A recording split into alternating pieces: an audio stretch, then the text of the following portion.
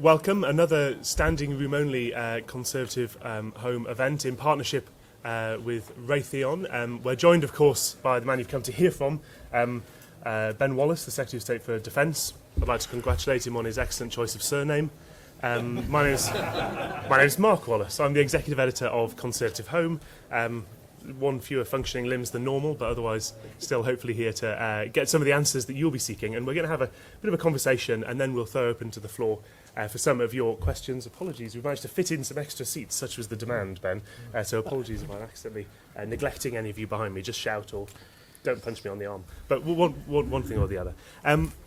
So I think we have this conversation, obviously, it's always a fascinating time on the topic of defence, but particularly now, so many of the discussions we've had at this conference, in the main hall, in this room, in the Conservative Home marquee, all around the fringe, are informed and influenced by this crucial point we're at in British politics and in world politics, the shifting sands of international power, the ongoing, sadly, debate about exactly when and how and what powers are to be repatriated to the United Kingdom, what Brexit means to the UK's place in the world, and of course the perennial question of exactly what Britain's strategic function and strategic function of its armed forces in particular ought to be. So we're very fortunate to be joined by the Secretary of State. I've got to say that so keen was he to be here that he's come hot foot from the funeral of Jacques Chirac. I mean, you actually managed to go to France and back. Literally just arrived. So we're very fortunate that you've joined us. How was it? It was interesting. The French do things their way. It was. I think it was more interesting that Mr. Putin went in front of me and his FSB decided to go behind me. So I was sitting next to the Romanian foreign minister, and then behind me was the FSB and all sorts of people I've seen from Kremlin mugshots. So it was interesting. I did say to my Romanian friend, who was equally agitated, that they'd probably come to see the spires, see if they could. Problem was the cathedral didn't have a spire, so they must have been disappointed. They'll be leaving very quickly. So it was. But yeah, they were all there. Bill Clinton, he was there. It was the whole gang. So I was back quick as I could. So we heard recently from a certain interlocutor in the Brexit process that for some people the 21st century is seen to be turning into an age of empires. Evidently, some people believe that the European Union is one potential empire. Some people believe the United States is a potential empire. China certainly seems to be of the view that it is either currently or a potential empire in the making. Where, from a defence perspective, do you see Britain fitting into that world? Do we need to be part of a bloc, or can we operate successfully between them? I don't think it's a world of empires. I think it's emerging into a group of different values and what values we hold together. So the Five Eyes is an incredibly important group of countries. Some belong to the United States, some are the United States, Canada, New Zealand, Australia, Britain, and they are our trusted friends. In my previous life of 3 years as Security Minister, when you share intelligence, that's like the family secrets. That's a really important. You make sure you do it with people you really have a deep partnership with. And so I don't think it's about geographic empires. I think it's about those countries that believe in the rule of law, tolerance and democracy, and the rules-based system that we've all lived by, and those countries who clearly don't think that. And I don't think that is linked to the European Commission or European Union's view of the world or China's view of the world or the United States. So I don't buy the line. I think I've heard peddles that you really have to decide on what empire you want to be into, and that's how you should conduct your future. And it's all going to be about one empire versus the other. I think that's nonsense, actually. It's also going to be about which countries want to do something, as opposed to which countries just want to profess to do something but never do it. Naming any names? No, well, I think what you see in defence is, and there's a lot of debates around European defence, and I know some people get concerned about, is there a sovereign defence of Europe and will we be sucked in? What's really clear in European defence is there are those that do and those that don't. And it's not purely about money. So you can spend a huge amount of money on your defence force, but if either your constitution or your political will is to do nothing with it, then that's, you're slightly pointless in global defence terms. Whereas, I see countries such as Estonia and Latvia who are absolute doers, even though they are small countries with small budgets, and they get on and we work together. And when we come together in defence matters, it is always ends up being those who have and those who are willing. And you would be amazed who they are. They're not always the same countries that you might think. But we have a great grouping called the Joint Expeditionary Force that brings in Finland, a neutral country, brings in Sweden, but brings in Holland and us. And we actually go on exercise. We actually deploy testing what we do. And that's a grouping of European countries, some NATO, some not. But they're actually doers, and they get on and do something. And I think that's really the dividing line in defence around the world.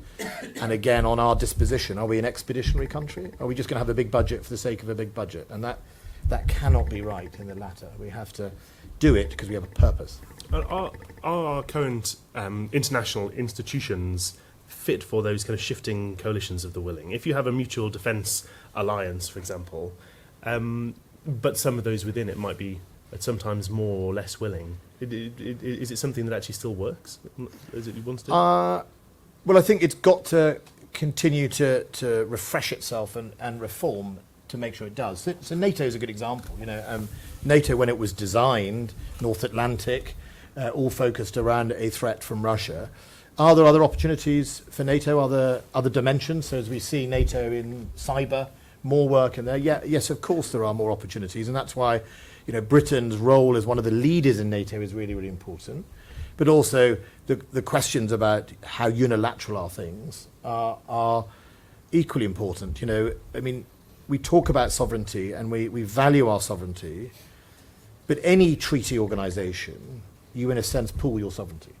So, NATO Article 5 is the United Kingdom giving up some of its sovereignty based on a precondition that we will come to mutual self-defence of other countries. That's us giving away our sovereignty. It's no different than another type of giving away sovereignty.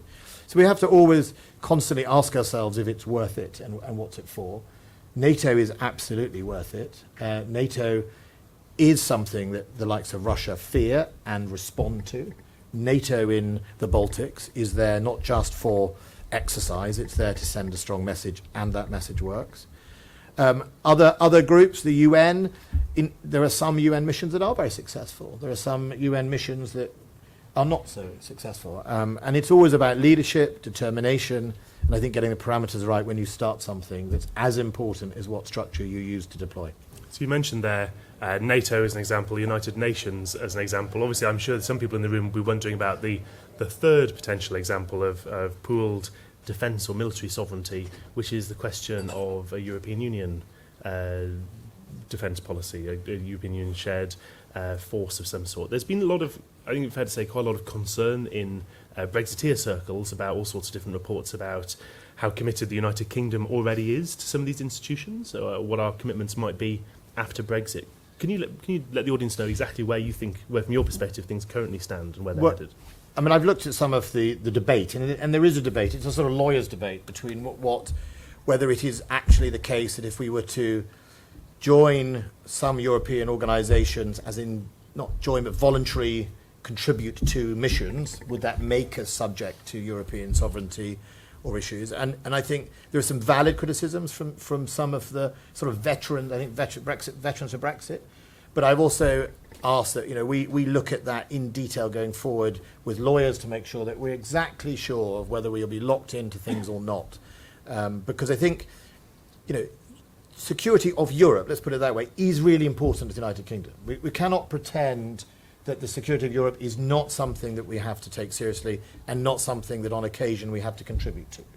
The word is on occasion, or the word is voluntary. I mean, when Europe, going back to that point about, it's often about who wants to do something.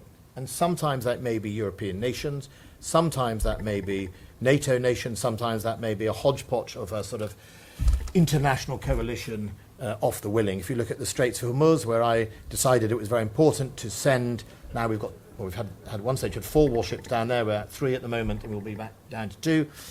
We're going to have Australia in there, we've got the United States, we're going to get a number of European countries have said to me they're going to contribute probably leadership and individuals as opposed to necessarily ships. That is all about really who's actually going to do something. And what my experience of European projects is they can talk all they like about them, they can coordinate all they like, but in the end you've got to have something to coordinate. And there's lots of European planning cells. I mean, but often when it comes to who is going to go to Kosovo, who is going to go to Bosnia-Herzegovina, who is going to go to the west coast of Africa, actually there aren't many countries who do. And so inevitably it has to become a voluntary organisation. Otherwise they'll just blow money on civil servants talking to each other and nothing will be changed. So Just to pick up on part of what you said, the implication of getting together with the lawyers to look at the detail of what we are or aren't committed to is that at the moment we're not sure what we're currently committed to. Well, I think it depends on... So I looked at the recent lectures that were at RUSI. I watched them online. And I also went back into the most exciting document of all, the withdrawal agreement and the political declaration. And you go through what does, page 94 mean and all that stuff. And I think it depends, some of it depends on your view. If you join up all the pillars, the European Defence Agency, the European Defence Fund, PESCO, which is a European sort of coordination centre, and some of the other stuff, the number of pillars there are. If you collectively put them all in one, does that bind you in? But if they're all voluntary by condition of entry, does that mean you are able to pull in or out? And I think there are really important questions in all of that, because our aerospace industry does need, in many areas, European cooperation. Right? It does need European customers. So, for example, MBNA, the missile company, massive factory near Bolton, sorry, one of Raytheon's competitors, just as good at missiles as Raytheon, that's a European construct. And one of the reasons that European construct is there is that the United States can be, and my parents lived in America, it can be quite protectionist. I mean, no one pretends it's not. Market saturation or market presence in the United States for missiles is zero. So there, it is dominated by US manufacturers. That's great. So sometimes we will need European markets and European innovation. And so we can't pretend that access to European consortium are not good things when it suits us. So Typhoon, Lancashire, made on the edge of my constituency, thousands of BAE workers making Typhoon. That is a European construct. Not every nation of Europe's in it. France isn't, for example. The next generation of fighter, Tempest, we have Italy and we have Sweden signed up to start that process. That's really important for burden sharing. The F-35 also made at the other side of my constituency. Every single F-35, some of those components will be made in Lancashire, parts of the structure of that plane. 3,500 units of F-35 fighter planes, because that is a US, was Turkish, US, European, and other nations consortium, number of nations in it. So we have to think about each individual European initiatives that they have, whether it's worth it to be involved, whether it's voluntary or not. And I think voluntary is the key word that I shall look for, and voluntary exit is the key word.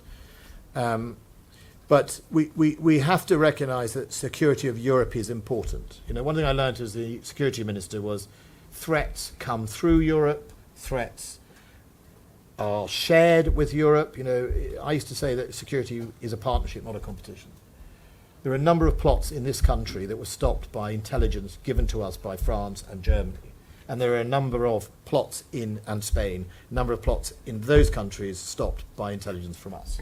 That's how we keep ourselves safe, and we absolutely have to deal with those problems, sometimes together and sometimes outside Europe, such as in Africa, where we're working with the French in Mali, because if we don't stop those migration routes through Mali into Algeria and Morocco and Libya, they end up on the Mediterranean coast, they end up in Europe, they end up on the Channel, and they end up here. And that's really important. When you're talking about those connected supply chains and manufacturing bases and so on in this country and elsewhere and across borders, for you, what's the balance in priorities between the economic contribution in the UK of defence commissioning, the potential benefits of, say, independence of manufacturing and supply, the security benefits, or for that matter, things like the trade negotiation benefits of supply from abroad? And how do you see that balance fitting together with some of those strategic functions or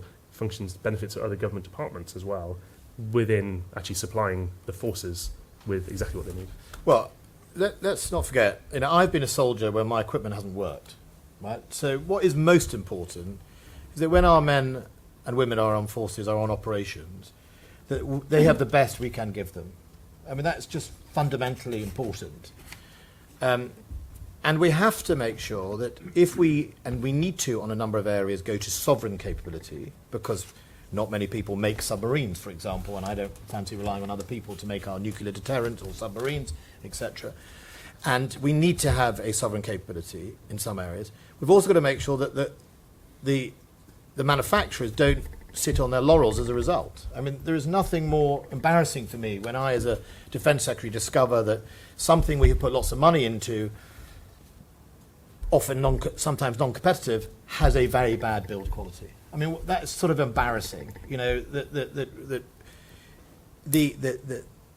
sort of pact we must do with British industry is, if we keep sovereign capability here and we keep it uncompetitive in some sense, in other words, you're not competing with the world, you have to do the best for productivity and you have to do the best for quality.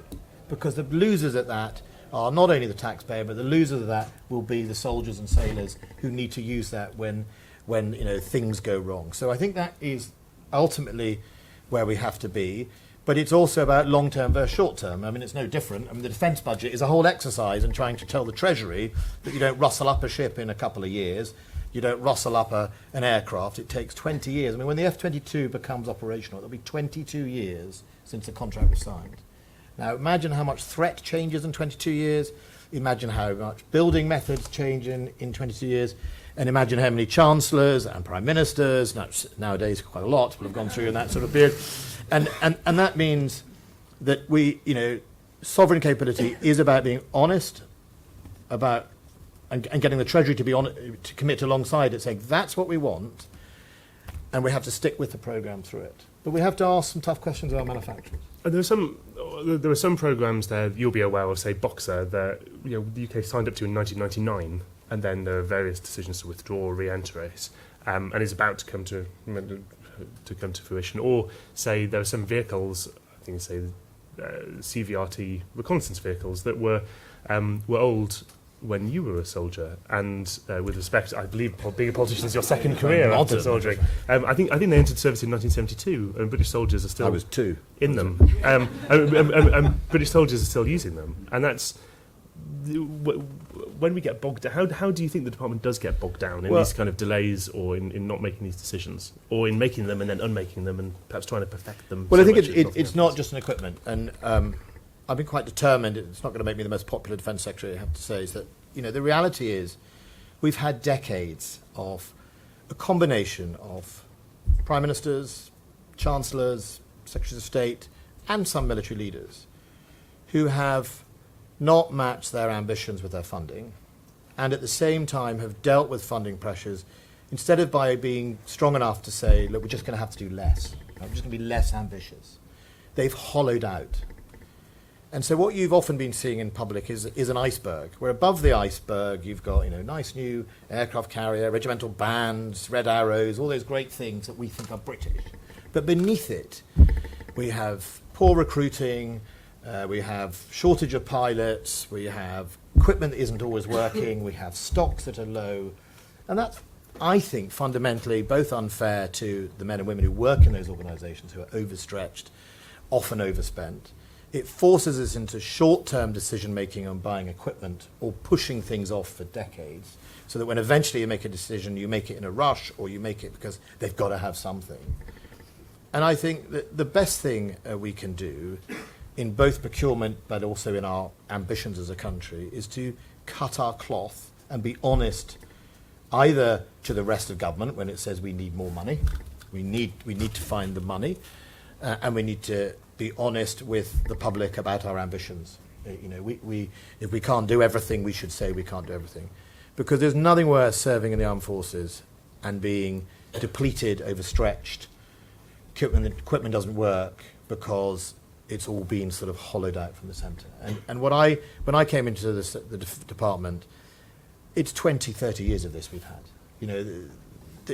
It's not funny when it gets to that stage. And the music is about to stop and someone's going to open the parcel and it's not going to be very funny. And I think, I see Lord Ashcroft here. I mean, I read his book, in White Flag. I mean, it is, those things are, many of those things I totally agree with. And it's about political leadership and whether you're going to be prepared to say that.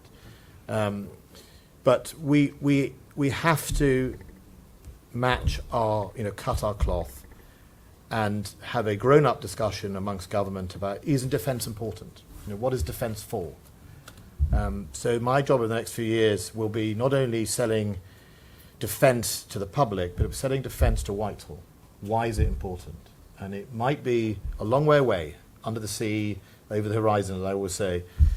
But what we do in Syria right now stops people being blown up on tubes in London. That's why it matters. I've just been in Ukraine. It matters to the people of Ukraine whose values are being threatened by Russia, who has invaded, the Crimea and occupied it, and indeed, sown discourse and basically supporting the Russian separatists and dominance. It matters, and it might be out of sight, and everyone focuses on the NHS or focuses on schools, and I understand that. I'm a parent of 3 children, but defence matters. Do you? It's a traditional question to ask defence secretaries now. Do you have a message to the Russian government?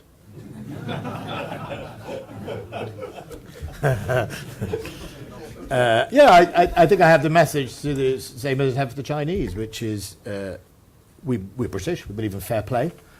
The rules-based system is a system we should all signed up to, we have all signed up to, and we should follow it. And international law is what we live our lives by, and that is the message. And you don't solve a problem by invading a country. We were talking a moment ago about the geographic horizons you have to prepare, you have to plan for, but also the timescales.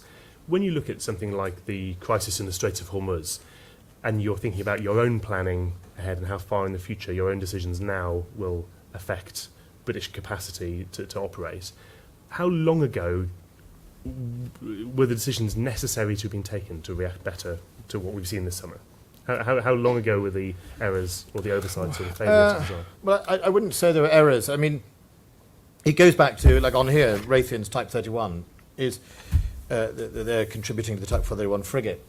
It goes back to how flexible do you want your platforms to be? So when I mean platform, planes, ships, and everything else, for those in the audience, how flexible, how much risk do you want to take? There's always a judgment. When you send a ship to the Straits of Hormuz, we've got lots of ships that could go down there and escort other ships. They might be, offshore patrol vessels. They might be Type 45s. The question is, how dangerous do you think the Iranian Revolutionary Guard are towards a British warship? That's as much the question as have you got the right kit to do it. So the Iranians have lots of sort of, sea batteries of missiles they can fire into the Straits and sink many ships. There's a high stakes for the Iranians because if you actually sink a Royal Navy ship, there is a consequence. But if you think they're not going to do that and they're going to just drive around with machine guns on the end of boats and those sort of mines, you can deploy a different type of ship. So the key is to have in your inventory platforms that are flexible, and the Type 31 is designed to have mission bays that you can effectively plug and play. You can put a different fit around it, but also a range of platforms to send. And that's never going to change. Risk versus the risk appetite of a government will always change. I mean, some governments will be less, will be more risk averse than others, and that defines an awful lot of what you do in military, no matter what kit you have. That will define, how much do you want to do, and when you work with men and women both in the security services and now in the armed forces who take risk every day, it's quite an interesting debate about how far politically do you want to take risk.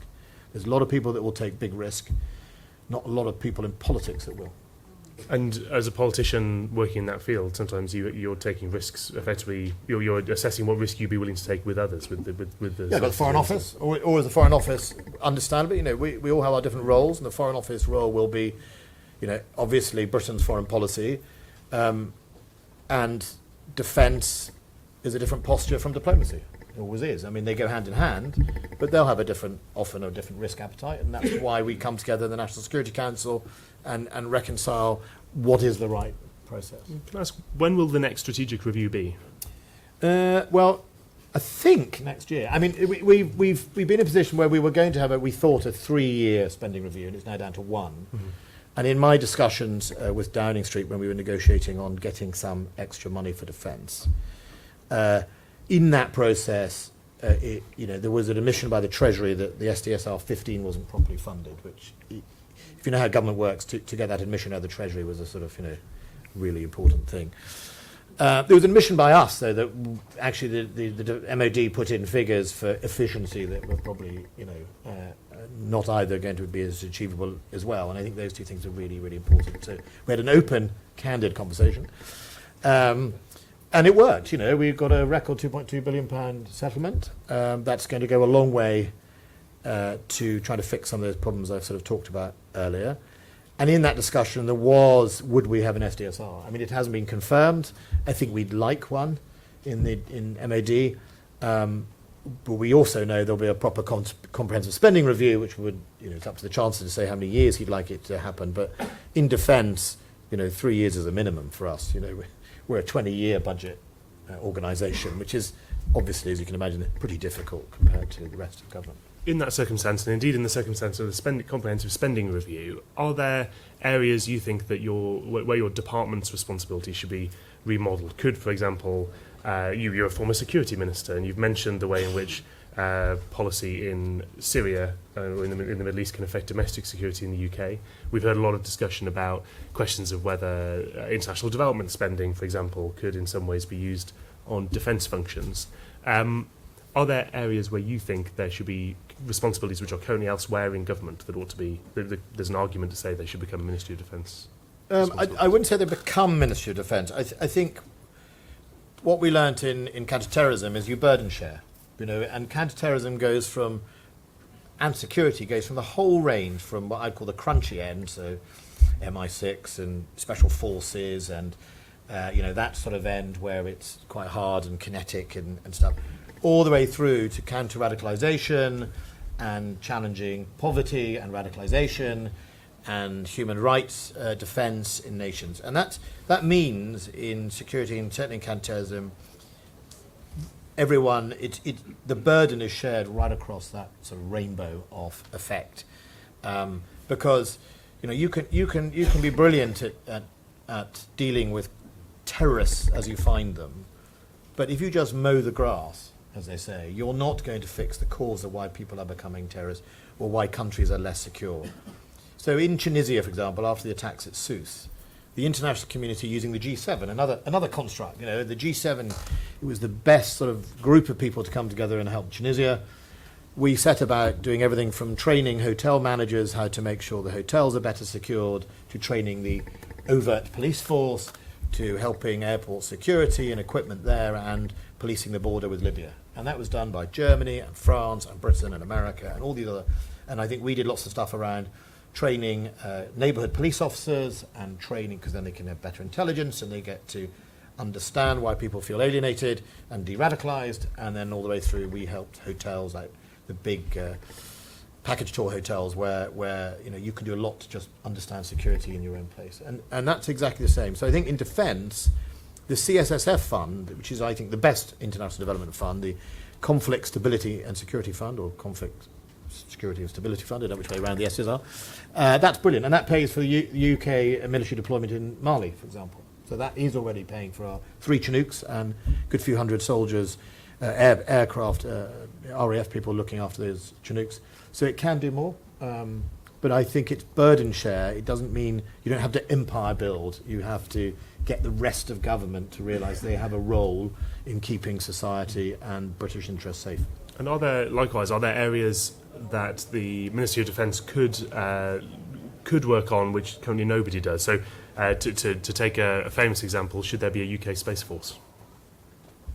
I think we might get ahead of ourselves. It's called a Space Force. I do think there are threats over the horizon. So one thing I find that the defence is actually really good at is because these programmes take 20 years to make. Because if you're going to go to the Treasury and you say I want 5 new frigates and the bill is this, and they're going to take 15 years or 10 years to build, you have to be pretty sure that when they're delivered, you've sort of got right the threat picture in 15, 20 years' time. I mean, we all saw what happened, and Cold War ended, and everyone has sort of bought all these amazing things, and that's why we see less platform, more munitions as a way through. So you have to be pretty good at predicting the future. You're never going to get it right all the time because your enemy is always changing anyhow. But space is a really important place, as in cyber. Space is important because if I stop your satellites now, actually the amount of dependency we have on our satellites and GPS is phenomenal. It's not just my mobile phone won't work, train signalling, your banks. I mean, so much of what we do is now dependent on both sort of, the internet and space. And unless we protect our space assets, and there are other countries who have developed space weapons, unless we protect our space assets and our internet effectively, we will be very, very vulnerable very, very quickly. So yes, we have to use that knowledge. We have to use our understanding of satellites, which the military already use, and our work with our partner nations to see how we can protect that. You cited earlier as an example your own experience as, I think you said, as a soldier who's had the experience of some kit not working, for example. How does your own experience of soldiering inform what you do now? And do you ever think back to when you were an officer, what your view of the then Defence Secretary maybe was privately? Are you aware that there's a lot of eyes on you and you wonder?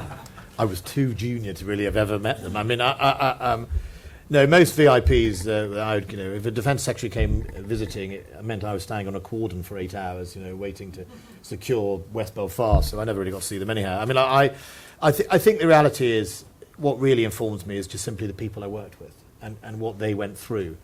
It doesn't make me qualified to out-general a general or an admiral. I mean, I know the raw material that went in. I know what people do, I know why they do it, I know the values we actually deeply hold as an armed forces, and I know the consequence of overstretch and not getting the right kit. You always accept in the British Army, you always did, that you didn't have everything. I mean, that's why we were very innovative. I remember doing jungle warfare training in Central America, and we would be, off you went off to the jungle, you chopped a few trees down, probably not allowed to do that nowadays, but we did, and put up a hammock, and that was base. I remember the Green Berets, they came to visit us from Panama.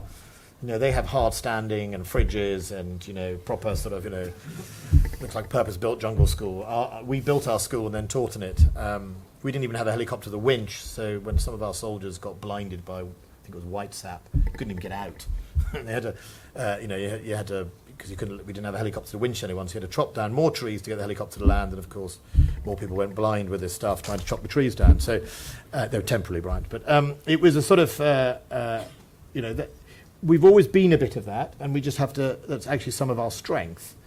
But it's also, it means that that when you don't have the right equipment, it's either quite a scary place to be, like Snatch Land Rovers in Afghanistan is a good example of that. Or indeed, it's the test of your leadership. It makes us better soldiers, but does it make us in the long run, fit to fight and at the readiness states you might like to be? On a related note, are we going to hit our target for army headcount numbers? We had better. I mean, my directive to the Chief of General Staff is your most important mission is to recruit, but also retain your army. The RAF, I think, are actually almost on target now. We have retention targets and recruitment. Retention we can do a lot more about. I genuinely believe we're starting to completely change how people are employed in the armed forces. I mean, my sergeant major would have heart attacks now about how we sort of, we do a huge amount of flexibility. We recognise that, most partners work. It's no longer, married quarters in Germany where the wife stays at home and the husband is the only one working. Most of them work, which changes who wants to be deployed abroad. Do they want to go to Cyprus? Because if the wife or the husband will say, I don't want to give up my job. Very often, actually, the woman will be the higher wage earner at one level, and so she'll say, well, why should I leave, where I'm based in Lincolnshire, for example, to go somewhere else.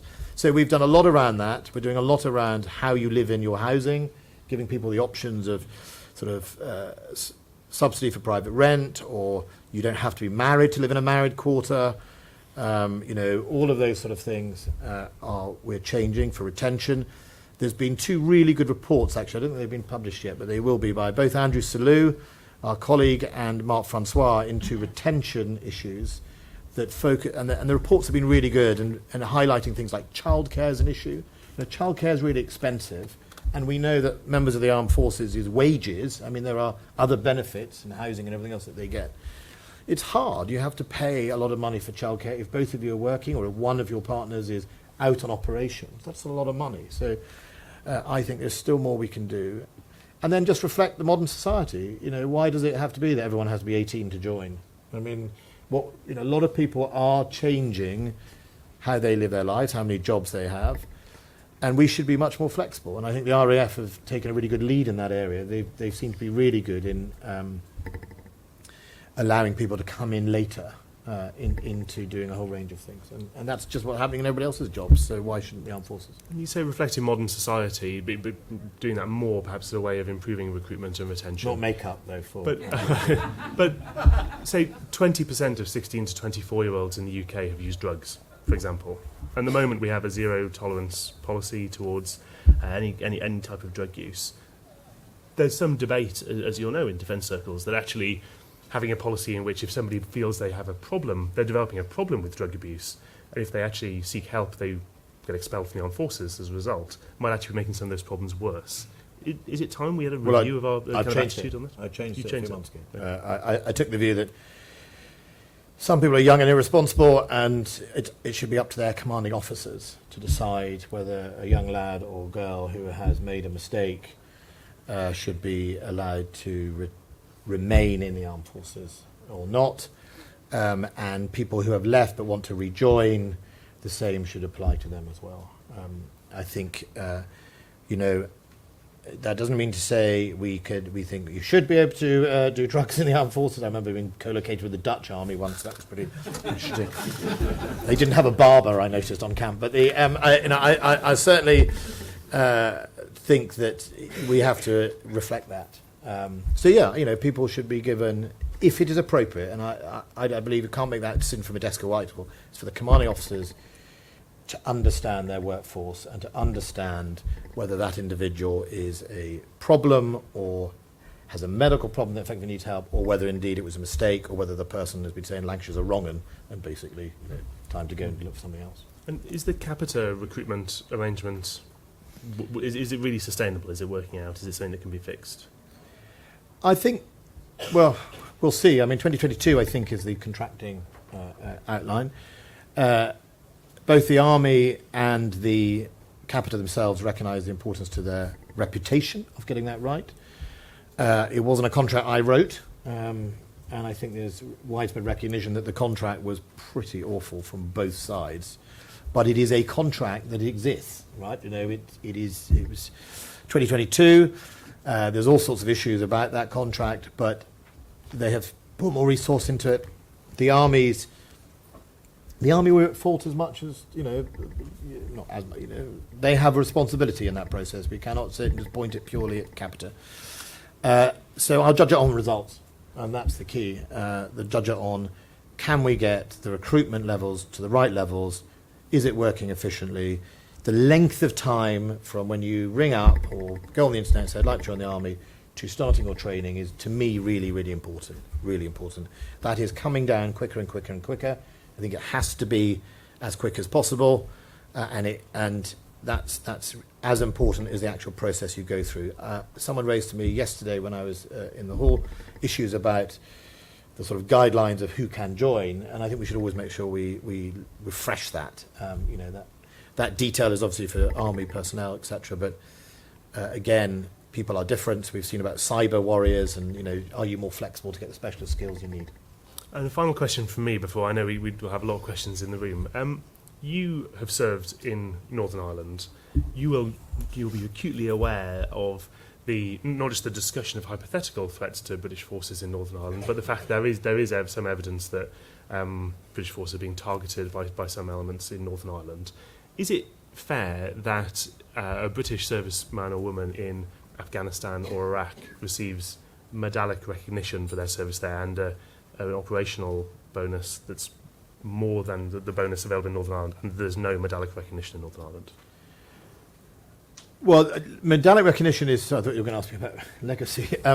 Medallic recognition is always tricky. And look, I understand, and I think, I can't tell you, somewhere else we've looked at the same sort of thing.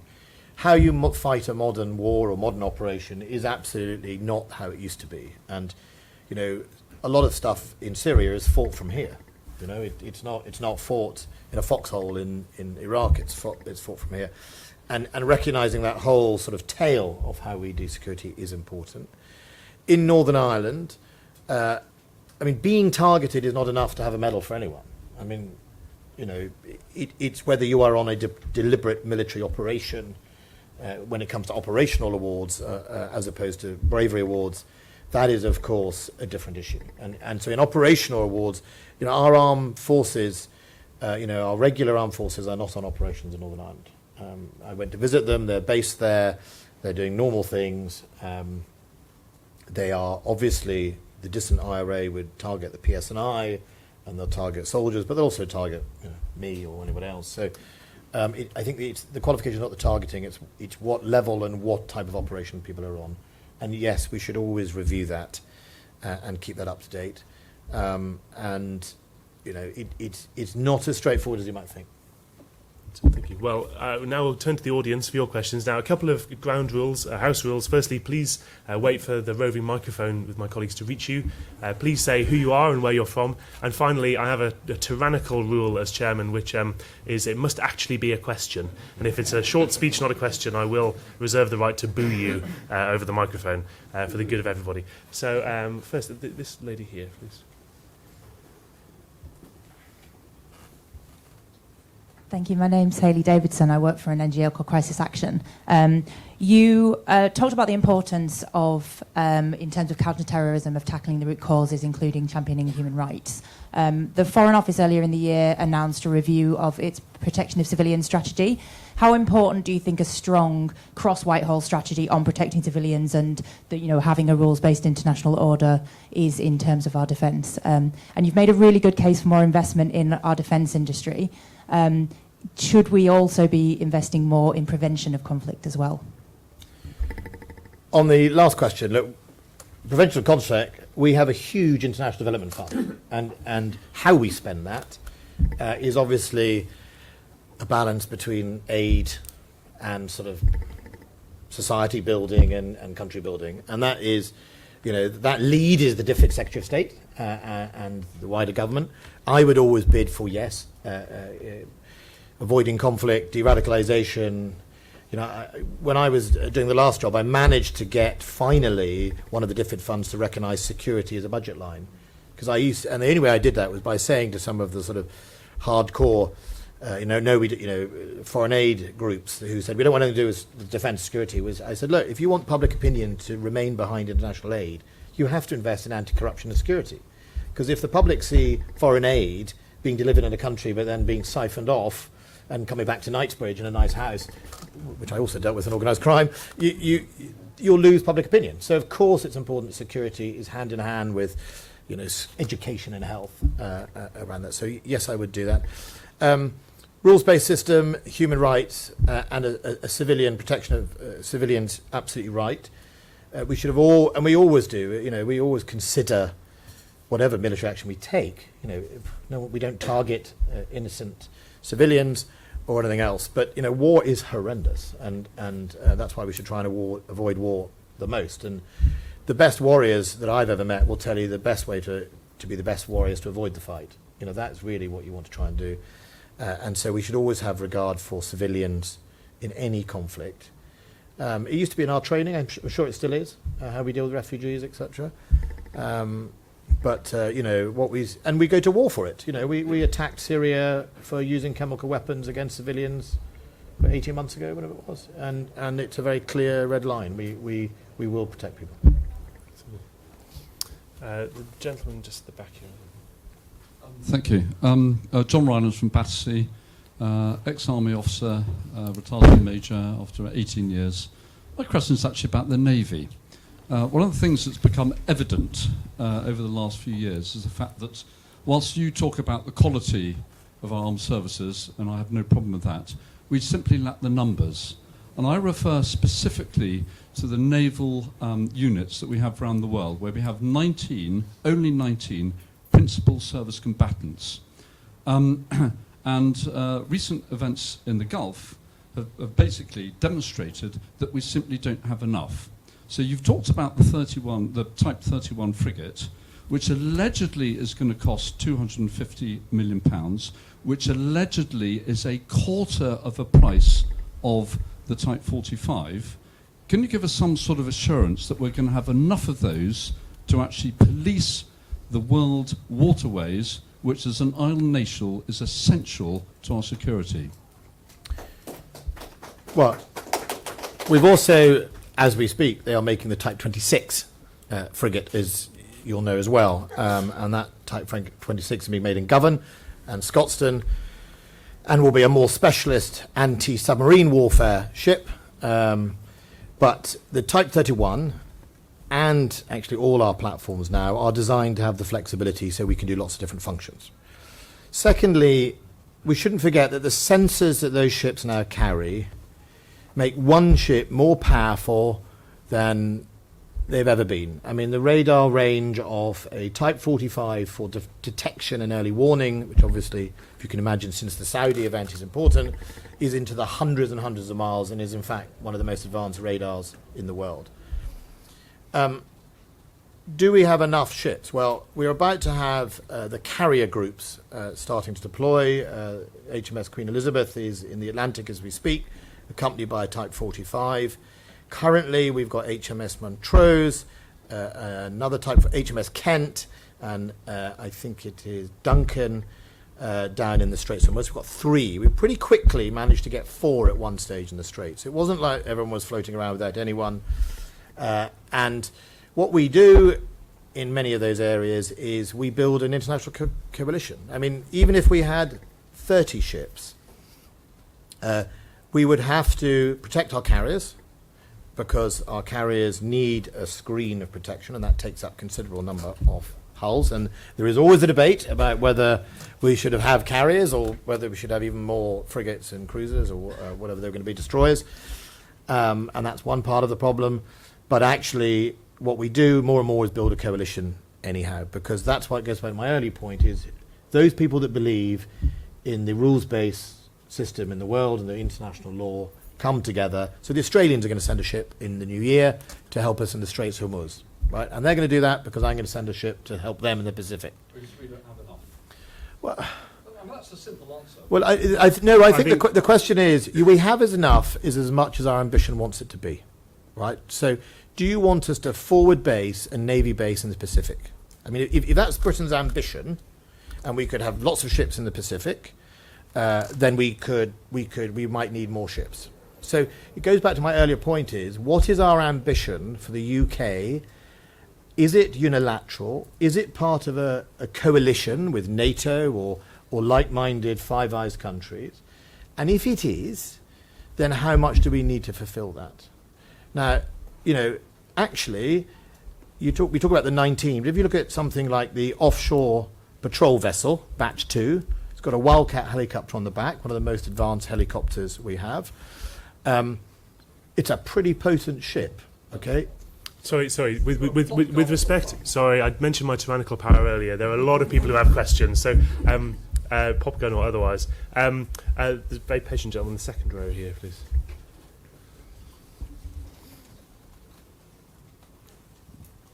Good evening, Tim Ripley from Jane's Defence Weekly magazine. Hi. You mentioned about making the case for defence. And one of the biggest problems that people have is convincing people about the threat. And over the past couple of years, some of Britain's admirals have been making quite sort of statements about the Russian naval threat. They say the Russian naval threat is back at Cold War levels. They talk about the number of submarines being at sea as being the same as in the Cold War. Now, in our famous book of ships, in 1983, the Russians had 183 submarines in their northern fleet in Kola Peninsula. Today, they have less than 30. Now, that's a patently ridiculous statement to make those claims about the Russian submarine activity. So maybe we need a national audit office for the threat to come up with an independent assessment of the threat that you can go to the public and the Treasury and say, this is the real threat, this is the real deal, it's not some spun up thing that some admiral makes before dinner. And I'm inserting the question mark there. Well, look, what I would say is that the Russian appetite for aggression is pretty high. And intent alongside what you've got in your armoury is got to combine it and is pretty potent. So, yes, the Russians have fleets that we see getting towed when they break down. Yes, they have some ships that are not as they'd like to bill, let's say. However, what they have, they use, and they use it aggressively. And the one problem, I would say, with your national threat body is our enemies would like to see what we think they have. And over the horizon is a very potent, powerful behavioural, shaping of people's behaviour. I remember that, if you remember in the Falklands, the Argentinians were convinced we had a submarine under the sea within 3 days, I think, and their whole plan was they had to get everything on the island within a certain window because we would be there if not. And I think that is very, very important, and I think if we started publishing our determined threat of what we think of Russia or China in such an open way, the Chinese would go, thanks very much, you have no idea about what we're doing over here, or indeed, we can see you're going to put all your assets over here, and so we'll change our disposition. Look, but Russia is a threat. I mean, it's a threat at different levels. There is always the question, and it goes back to the earlier question about ships, there is always the question about who is our enemy. Our enemy at the moment in Syria, the ISIS, for example, is using homemade explosives, AK-47s, pickup trucks, and T-64 tanks, when it did have any anyone's left moving. But the most potent thing of all it's using is the internet. So that's one enemy. And actually that Type Batch 2 ship will be pretty good at defeating enemies bimbling around in rubber boats, right? But if we were going up against the Chinese, or we were going up against a peer enemy, it's a very different situation. And I think that's the biggest challenge in defence, is you have to have in your inventory as much as you can to deal with whatever the enemy is going to throw at you at different levels. And it is, remember USS Cole, the very highly sophisticated American ship off Yemen, was, how many were killed? 14 sailors, I think, by guys using boats just driving explosive into it. So it's all of those things are the big challenge. But look, I wouldn't underestimate, just because the Russian inventory is not as big as it says, or it used to be, our admirals do see every day an aggressive Russian navy. I've just been down to the Sea of Azov down in Ukraine, where I have seen the Russian navy capture, ram, and cut off Ukraine's legitimate and legal access to its ports using its navy. Now, I'm conscious we've got about 10 more minutes of the Secretary of State's time, so we'll try and appeal for short questions, and we'll try and see the short answers. The lady here, and I'll work my way back across the room. Oh, hello, Christine. Hi, my name's Christine Wallace, and I'm the Chief of Staff to Andrew Saloon. We're not married. You're not related. We're not related. All the Wallaces are here, it's fine. If anyone's called Wallace, put your hand up now. The English didn't get the rest of us. Right. No, just for your information, the Saloon report is out by the end of the year, but not Good. yet anyway. My question is based on accommodation, bearing in mind it's probably one of the number one reasons that people are unsatisfied, service personnel and families are unsatisfied, and for retention levels. Do you think there's an argument for making sure that FAM, the pilot, is either rolled out to more bases than 3, or that it comes out faster than it's going to be, because it's going to be a few years, well, at least 3 years until it is implemented? Okay, well, FAM stands for Future Accommodation Model. It's being piloted in 3 locations around the country, and it's about a sort of different use and quality of the accommodation. Look, it goes right back to my very, very first point about hollowing out. When you hollow out, what happens is you take money out of the non-sexy parts, the non-visual parts of our armed forces. So people protect the brand new ship or the brand new thing in the pipeline or the thing they've all done their big press release, and they go, well, no one will notice if we just delay the the maintenance on a whole load of houses in North Wales, or no one will notice. And that's why we end up with some pretty awful housing in our armed forces that frankly should never have been allowed to get there. It's also why, when I go back to the other point about treasury and short-term, long-term, you panic and you produce contracts, or I'm afraid that 1996 privatisation, or the sell-off of our stock, was a pretty bloomin' awful contract that we ever did. Now, that was 1996, that was 23 years ago, but we're living with that right now. So, and that's usually driven out of a panic of you've got to find more money quickly, and you don't therefore do the right thing. So, to me, getting our accommodation right in a modern, flexible way that reflects how other people live is really important.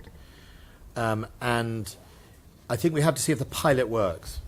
Because if we rush, we might end up in another mess. And I think that's really important, Christine, that we actually get it right the first time round. So if it works, I'll be very quickly happy to try and accelerate the rest of it. But let's make sure it comes in on time and working well as the first thing. And tell people that they get good accommodation when they join the armed forces. The gentleman here, two in from the aisle. Thank you, Mr. Chairman. I'm Abdul Mateen from the Isle of Wight Conservative Association. Defence Secretary, the Russians violate our airspace with their fighter jets. Human error does happen. How much risk do they take? We might shoot their jets down rather than escorting them to a British airbase. And because there, Yuri Andropov destroyed a passenger jet for violating Russian airspace once upon a time. Well, we've had 9 incursions in our airspace in the last 12 months by Russian aircraft. They're not fighters. I think they're mainly Bear bombers and other things like that. Well, we have some pretty strict procedures to make sure. We're not trigger happy. I think that's the key. We have proper procedures, properly controlled, and I trust the professionalism of both our pilots but also our whole control system down the process. So no, I don't think we'll be doing anything like that, unless the worst. Gentleman in the front row.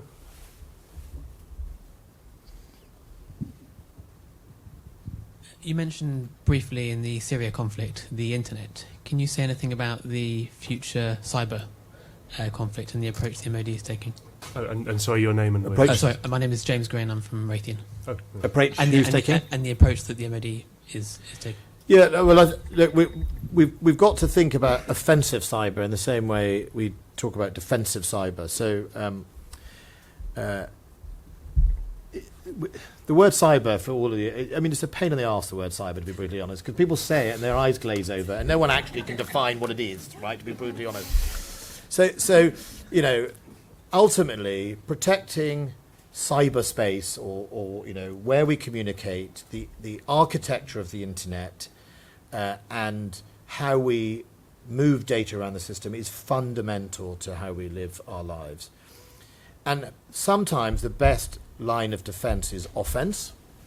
If you know, for example, and this is from my last job, but let's say paedophiles are using a secure chat room to exchange images around the world, one of your best ways of dealing with that would be maybe to actually attack the architecture around that chat room rather than try and you will still also spend lots of time trying to track down people who are doing it, but actually, and that would be called offensive cyber, but you'd effectively be defending your children yourselves. It's really important that we get the governance right in government, because everybody's got a stake in it. Child sexual exploitation, financial, espionage, counter-espionage, defence of our critical national infrastructure, defence of our commerce. It's a really big piece, and I think the best thing has been the National Cyber Security Centre, which is an arm of GCHQ. It's become a really, really good organisation as a sort of go-to benchmark organisation. It's been spreading some really good training, and it sort of leads the world. The United States do not have a similar organisation. What role defence can play in it? Well, defence's role of of cyber is broader because it's also SIGINT. You know, we also deal with signals intelligence, so we gather intelligence through it all, but also we have to defend our armed forces when there are operations. Because if you can imagine, if you are in the Baltic states, you know, the neighbour next door is particularly interested in what our armed forces do and uses jamming and everything else it can to disrupt how they connect. And of course, sometimes we connect through the internet. So the armed forces are a really big stake in cyber defence and cyber offence, because, you know, if you can stop, going back to protecting civilians, if you can stop your enemy even engaging because their equipment doesn't work, that's a pretty good way of dealing with the enemy. And there are people who try and do that to us every day, or they certainly try and map what we do every day so they can find out how to do it when it comes to it. So I think it's very important. But the MOD will take a role, a central role, in the National Cyber Force when it is signed off. I promise I won't tell Matt Hancock he said that about the word cyber. We might not forgive any of us. And I think for a final question, the lady here. Hi, Emily. Oh, sorry, just wait for the microphone, please. Emily from Westminster North. You've mentioned the increasing aggression of Russia, but we've also witnessed increasing aggression from Iran. The recent missile attack onto Saudi Arabia has been described by some people as an act of war. How do you think that we do deal with that threat that's emerging from Iran at the moment? Short and simple one to fix for the last question. Having chaired the all-party Iran group for 8 years, I could bore you to death on Iran. The Iranian military doctrine since way back in the 80s has been quite a simple doctrine, which is we know we're not big enough to, you know, really invade lots of other countries and cause lots of problems, but if the international community ignores us or the international community does something we don't like, we'll make you pay for it. So the most, you know, it was a horrible act of aggression against Saudi Arabia, but the most significant consequence of that most people would not have noticed is the oil price went up 20% in those hours after it. That is Iranian military doctrine. It always has been.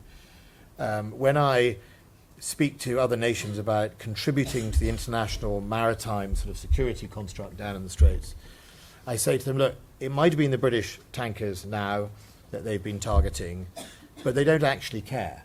What they really want to do is send a message that we can strangle the world through the Straits. And if you think about it, the first tankers they hit were Norwegian. I don't know what the Norwegians had ever done to the poor old Iranians, but they blew a hole in the side of a Norwegian tank, and I think a UAE tanker. And they will do whatever they can to cause that problem.